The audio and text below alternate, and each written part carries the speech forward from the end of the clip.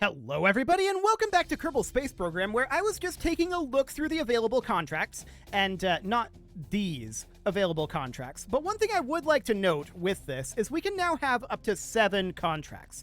So after this episode, I'm going to go through and accept a bunch of contracts, and there's no way to get rid of them once they've been accepted. But for right now, we are going to hop over to display capture here real quick. I have accepted, and we should change this over to a max of 7, and we're at 1 of 7. That is correct, because we don't have any in-game contracts right now. Or no, we do. We have the one... I'll double check that in a moment. But for now, this is from 4T4T. It's a low difficulty, and it is entitled Moon Cheese. We want you to send a probe with an antenna into orbit around the moon. We need to know, is the moon made out of cheese? We seem to know almost nothing, I think. That is accurate. We don't know that. So apparently we have an advance payment of 15K, and this specifies particular payment here. Interesting. So an advance payment of 15K is, of course, put in right now. The probe has to have a 5G high-gain antenna and generate power, have 3 science units. I assume that means like 3 scientific instruments that can run experiments, and support an orbit. The craft has to be under 25K budget and use a Terrier engine. And then we have to have a 30-kilometer equatorial orbit. Cool. So that seems pretty doable. We're going to hop back into the game here, and let's work on doing that. That seems really, really doable. And of course, we should get our advance payment here. So we need to add in 15. So this is going to be 162, or rather, just 362. So like that. That'll be 15. Fantastic. There's our advance payment. We're not going to grab any of these. None of these are eligible, but we do have this Explore the Moon. So actually, I just realized we can do both of these contracts at the same time, because this one's also to orbit the moon. So that's really efficient then. We do have to keep it under a 25K budget. And so let's hop into the VAB, and we're going to base this, I think, off of our satellite that we built previously, our extrusion machine, the Stay Putnik here. And actually, it'd be more based off the unmanned moon flyby. So we've got this heavy lifter flea here. We're well under budget, so we've got plenty of budget here. We do have the 2-hot thermometer and the press map barometer. I'm going to ditch the experiment storage unit. We're not planning on recovering this thing, so there's no real point in that. We'll just transmit. We're going to ditch the parachutes for the same reason. We're not planning on recovering it. We do need the ability to generate power, and we need an additional scientific unit here. So, what are we going to grab? We are going to grab a mystery goo containment unit, a science junior, probably not a radial science junior. The one thing that has me a little bit concerned, although now that I think about it, I shouldn't be concerned, but the one thing that has me a little concerned is the antenna. So we need a 5G high gain antenna. So that is this guy here, I'm assuming. Yes, HG5. I'm assuming that's what you mean by the 5G high gain antenna. I'm pretty sure that's what this is. So we would grab this. This is going to give us a little bit of offset mass, which is what I would be concerned about, except the contract also specifies that we have to use a Terrier, not a Pug. So the Terrier engine can gimbal, and that will make things so much simpler. So we do something kind of like this. I don't want this to be the final resting point of the high gain antenna. We would ditch the Communitron, of course, and we need one additional scientific experiment on this, but otherwise, this appears to fulfill the contract. We would just need to get into the correct orbit. Just reading through the contract here again, yep. So all we would need then is one additional scientific instrument. And I'm thinking about putting a mystery goo containment unit here. What is the mass on that? That is 0.05 tons, and we compare that to the HG5, 0.07 tons. So it would be similar mass, but we have slightly more mass on this side. But we should be able to handle that, realistically, I think. How much does the 2-hot thermometer and the press map barometer weigh? We could theoretically move like the press map barometer. 0.005. Okay. So this would get us like 25% of the mass on this side that we would need. Something kind of like this. So that would just be to offset this mass, right? And that should be relatively close. How much is the mass on our photovoltaic panels? A similar amount. So, as a hypothetical, if we were to do something like that, that should put our mass pretty even. Not entirely even, but pretty even. We've got a battery in here. We've got our reaction wheel. We've got our protobodyne octo. We've got our really, really awkward fairing here. It's not exactly a fairing. We don't have access to fairings at this point. And I don't want to put this into a service bay. So I think this will largely do. We can check the center of mass here and ditch this. Oh, not there. Here. Turn on that center of mass overlay. It's pretty close to centered. It's hard to tell if it's exactly centered or not, but it would be something like this. And this would be the unmanned moon orbiter. Okay. This doesn't specify that it has to be manned, and we have our 3 science units. We have to get into a stable orbit of 30 kilometers and an inclination of 0.0 degrees, so equatorial. And it'll be within some tolerance level of that. Probably a little closer than our tolerance level in the base game. But this is coming in at almost exactly half the specified price, under 25K budget. So this seems reasonably fine. Am I forgetting anything horrible? That's the toolbar controller. Let's check the engineer's report here. There's no issues in the design checklist here. We could bump up the mass on the solid fuel boosters at this point, now that our mass limit is substantially higher. So we could, in theory, and we don't have access at this point to fuel lines, so that's a potential issue.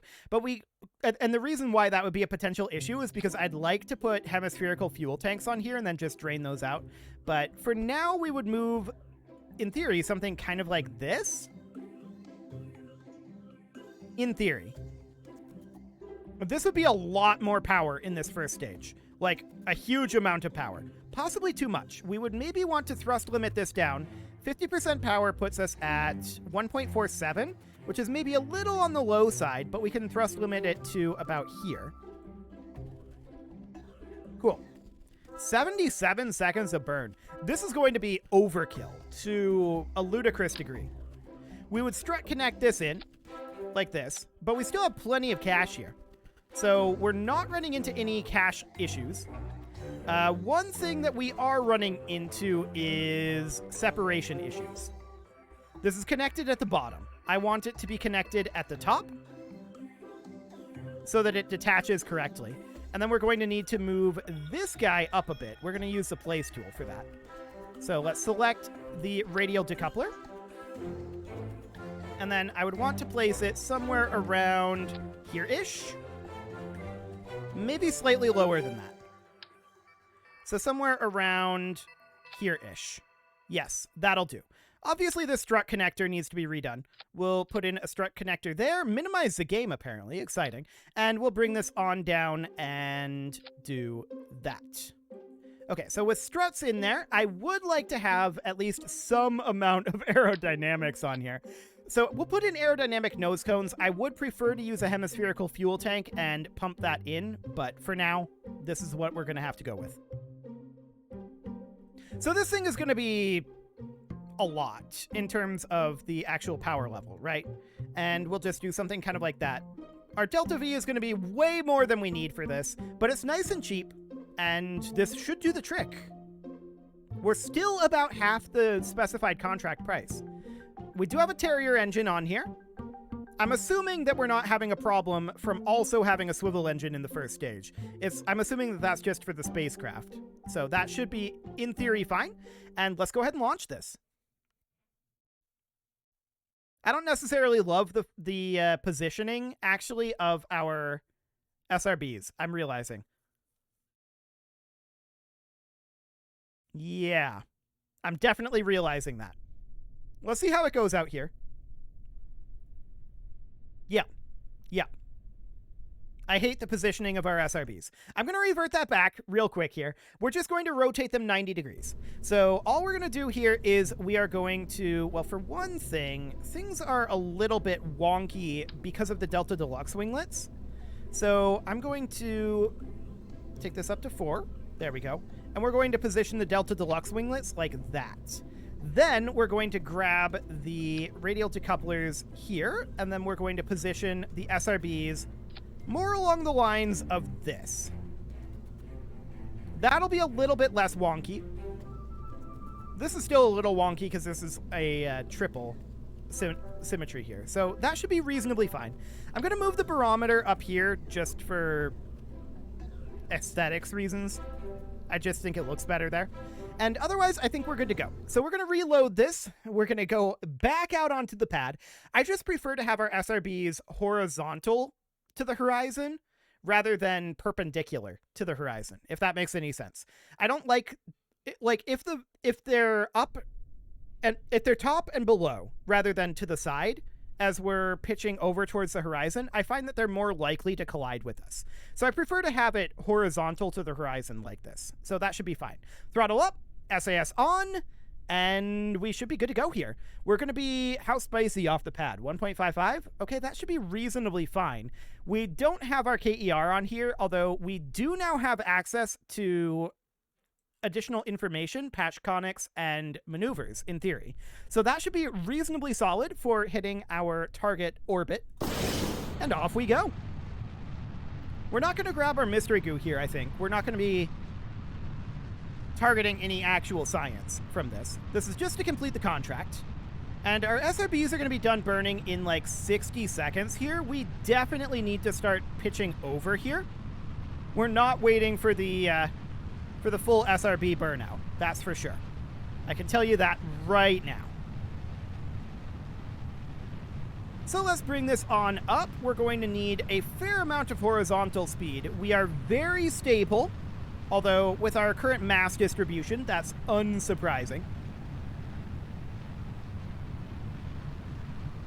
And we're just continuing to head on over here. We cannot lock prograde at this point with our unmanned tech, so this will have to do. We'll just have to manually pilot it.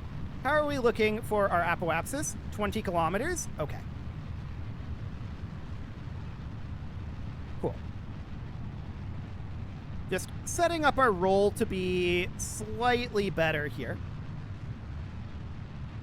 We've got about 5 seconds, so I'm just going to stop our turning. 3, 2, 1, mark.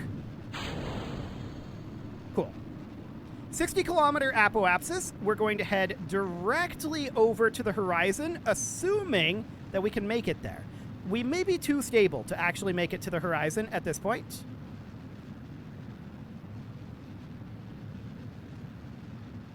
We don't like to hold at the horizon. And yeah, I'm keeping an eye on that apoapsis there at about 100 kilometers. So let's go ahead and cut this, and we're going to coast. Now we can set us up a maneuver here. So we'll add that maneuver there and just search for a circularized orbit, which would be somewhere around here-ish. It's close enough. And we'll head on over. Excellent. Once we're out of the atmosphere, what is going on here? Oh, that's our attachment point for the SRBs, right. Once we're out of our atmosphere, we are going to extend this antenna, but I'm going to wait to do that. And our burn time is going to be about 1 minute, 1 second here. So we're going to be able to get most of this burn done with this stage. That's looking solid. Yeah, we have way too much Delta V for this. This is wildly overbuilt. I love it. It's looking good. We're about 2 minutes out from this burn, but we will now extend this antenna. There we go. And let's warp forward a little bit. We need to get this burn going soon. Okay, 5 seconds. 3, 2, 1, mark. Beautiful. Now that we have the tech for maneuver nodes, that will make things a lot easier. Hello, Moon. We are on our way to you. Okay, let's get rid of our booster stage. And off goes our tiny little spacecraft. Excellent. Just holding attitude on the maneuver node here. And that's in orbit, so we'll call that good enough. Beautiful. We don't need to circularize this. Next up, we're going to need to look for a transfer over to the moon, somewhere around here. That's way too much. Let's back off on that a little bit. And look for something, maybe not quite like that, but more along the lines of, what does this flyby actually look like? Okay, I want to dial this in a little bit. I think it's more of a timing dial-in than anything, isn't it? Yeah, a little bit more like that. That's 36 kilometers there, and it's definitely not a definitely not an even orbit here. We can correct that a little bit like so. That's actually pretty close. So we just flatten it out like this a bit, and then we tune this in a little bit down to being 30 kilometers. We're targeting 30 kilometers and an equatorial orbit here. This gets us really, really close. So we just target something about like this. I don't think we're perfect in our inclination. We'll probably have to change that, but we can do that as part of our braking burn. Cool. We'll head on over to the maneuver node here. And let's warp. We're going to start our burn in about 10 minutes. Oh, please don't stop the time warp. Thanks. Okay. We're starting our burn in about 1 minute here. We'll just reposition and warp forward a little bit further. Cool. 2, 1, mark. And off we go. We are headed to the moon. So we've got about 20 seconds left in this burn. But we should be able to, well, we may need to fine-tune this a bit. We'll see how this goes. I'm not perfect in executing these burns, of course. But this is our target here. And we'll see what our inclination is actually like when we get there. Okay. Just dialing this in a little bit.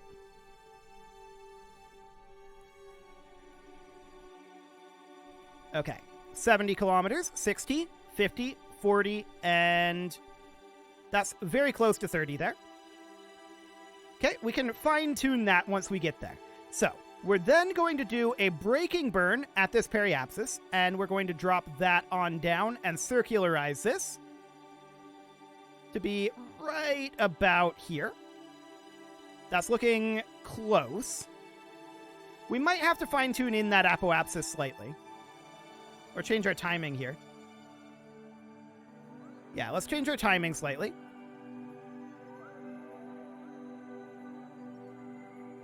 Yeah, that's reasonably close. We can definitely fine-tune that. And we'll check our inclination once we're there with our advanced orbital info. Remember, we're targeting 0.0, and I'm only going to go to the single decimal of precision here. Anything else will be deemed close enough. So, let's warp. About 4 hours to the moon, and off we go. Beautiful. 98K plus 11 rep and a 30% bonus, huh? So the specified payment here is, I guess, overriding the standard difficulty payment, so that seems reasonably fine. But we're definitely going to get these contract parameters complete as well. So we're going to get our in-game contract and this viewer contract done at once. And next episode, we'll have a slew of additional contracts now that we can do that. But we need to get this braking burn underway. 0.1 degree inclination there, that's not bad. Okay, so we're going to get this burn started in about 30 seconds. 20, 10, 3, 2, 1, mark.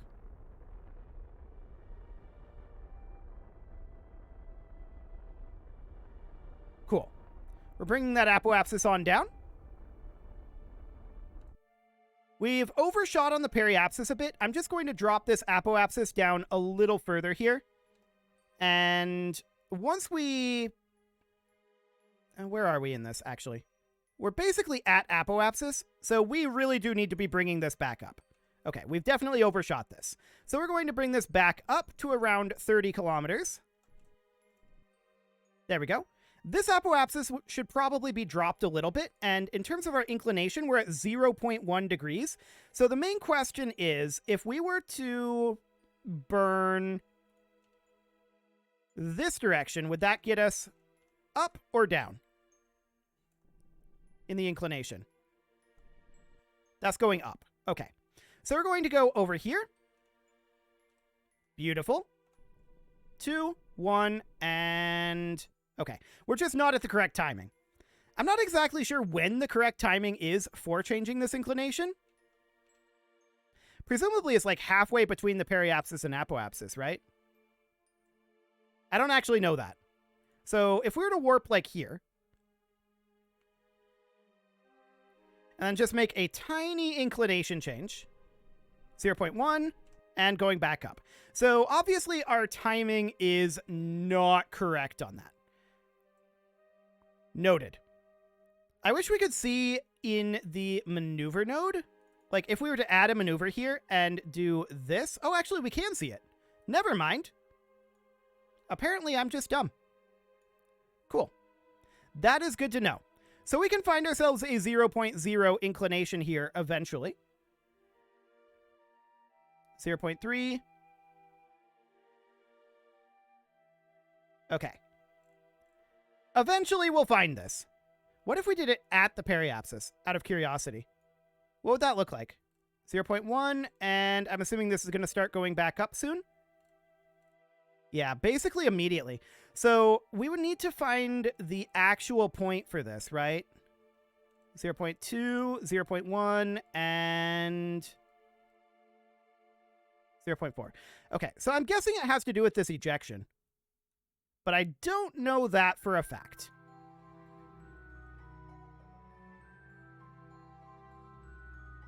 Okay. So that's 0.1 there. But we might want to try going... Whoa, that's like 40 meters per second. Okay, that was way more than I wanted. I want this to be at like 1 meter per second. So we'll put this at about 1 meter per second here. There we go. So that's at 0.3, 0.2, 0.1, 0.2, 0.3. Okay, so it's going to be somewhere around here that we would need to target. Which direction do we need to go here? There, that's 0.0. Okay, so this is going to be in about 3 minutes and 1.3 meters per second. So we will align for that. There we go. And let's warp to it. Our moon apoapsis is still a little too high. We'll fine-tune down our periapsis at the apoapsis, and we'll just try to hit this a little bit more precisely. I'm warping forward a little bit here. Okay. 9, 8, 7, 6, 5, 4, 3, 2, 1, and 0. Oh. We don't have data here. Helpful. Okay, so if we don't have data here, then we can't actually burn here. That is, of course, because we're on the far side with no encounter here. So what we want to do is we want to move this around. So we're going to need to warp forward here.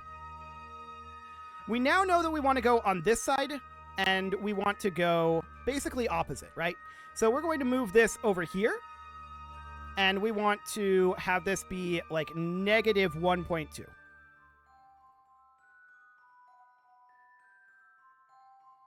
And we'll just find the correct timing there. Hopefully. Maybe we need to decrease it a little more. Yep, that'll do. Cool. And then we'll fine-tune from the periapsis. We'll call this close enough, I think. But let's just get our inclination correct here. And then we'll drop down this apoapsis ever so slightly. And we'll call that complete on the contract. So we're going to warp forward here. Cool. 5, 4, 3, 2, 1, and mark. Inclination 0.0. Beautiful. Next, of course, we're going to come over here and just fine-tune down this apoapsis ever so slightly. This is way too much. And we're just going to put this at about here. Nice and circularized. That'll do. We're slightly over 30 kilometers, but this is well within what the game would consider close enough. So we're going to warp over here. And let's just warp slightly further. And then we'll get that last half a meter per second of burn done. 5, 4, 3, 2, 1, mark. Okay, overshot that slightly, but that's actually closer than we would have been previously. So that is close enough. I'm going to call that good for this contract. That means that we get paid 98K and 11 rep. Okay, I can't add 11 rep easily. I'll add 10. And then we'll get the 95s, or rather 98. So we can add this, but we gain a 30% bonus because we definitely did complete that in under a month. So let me see here. 98,000 times 1.3 is 127,400. We'll round that down to 127,000. So we'll add in 100,000 and then 1, 2, 3, 4, 5, 6, 7, and then take this up to 87. Did I math that wrong? I may have. I'm going to leave it there, and we're going to call that good. That's close enough. I'm going to err on the side of not getting as much money as I should have. Cool. So we'll call that good. That also, of course, completed our contract to orbit the moon. So that was super efficient. I didn't actually plan for that to be the case, but I love it. And with that, it is time to put a cut in here, so I'm going to go ahead and do that. And next episode, we are going to get ourselves a number of viewer contracts accepted and start to get to work on those. You can leave your offerings to the engagement gods in the form of likes, comments, subscribes, and bell ringings, and a very special thank you to all of the channel members for making this video possible, including ALS Gamer, James, Shadowwolf, Mlohan80, Rogue Corvid, Kintogan, Spartan News, Nick Smarty, Dimitri H, Punching the Microphone, Anna the Elephant, and all the rest. And of course, you. Thank you for watching. If you'd like to support the channel, you can click the join button down below the video, and as always, I will see you all next time.